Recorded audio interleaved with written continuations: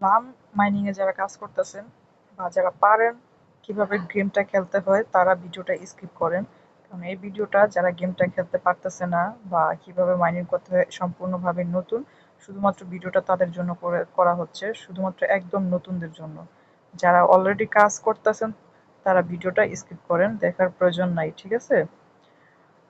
তো প্রথমত যারা এখনো বোর্ডটাতে কাজ করতেছেন না তাদেরকে বলতেছি কিভাবে কাজ করতে হয়। লিঙ্কটা আমার টেলিগ্রামে দিয়ে দিব, চ্যানেলে দিয়ে দিব। এখান থেকে ক্লিক করলে আপনাদের স্টার্টে নিয়ে যাবে, ঠিক আছে? স্টার্টে নিয়ে গেলে তারপর আপনাদের বোর্ডটা ওপেন হবে। ওপেন হওয়ার পরে এখানে আপনাদের ক্লাইম অপশন আসবে, তো ক্লাইম করে দিবেন এরকম ভাবে। তো এটা একটু হয় মানে লোড নেয়। তো তার জন্য আপনারা কি করবেন, হয়তো হোমে ক্লিক করবেন, নয়তো টাস্কে ক্লিক করবেন বা ফ্রেন্ডসে ক্লিক করবেন। এভাবে ক্লিক করে তারপর আবার হোমে আসবেন।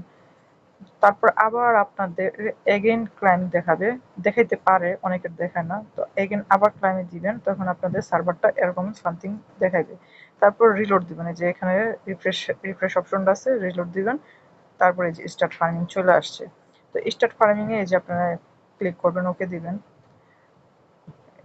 এই যে স্টার্ট হয়ে গেছে। এখানে অটো ফার্মিং হবে, আপনাদের আর কোনো কাজ নাই, এই অটো ফার্মিং করতে হবে। আর এখানে টাস্ক অপশন আছে, টাস্কে ক্লিক করবেন।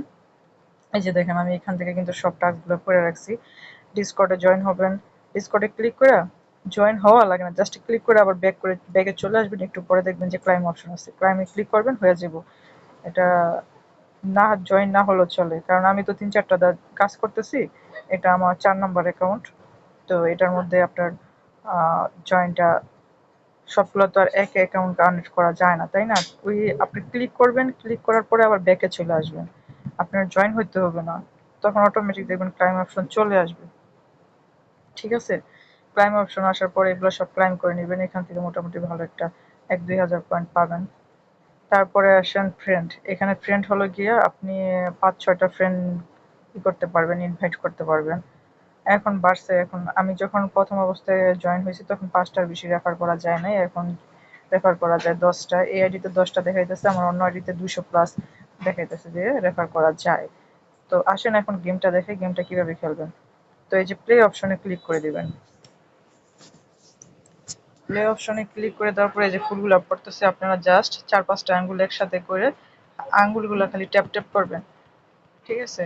এই যে আমার আঙ্গুলের সাথে যেগুলো ফুলগুলা টাচ হইতেছে আমি ট্যাপ ট্যাপ করতেছি, বা আঙ্গুলটা ঘষতেছি, যে ফুলের সাথে ঘষা লাগতেছে সেই ফুলের ওই যে পয়েন্ট বাড়তেছে, ঠিক আছে?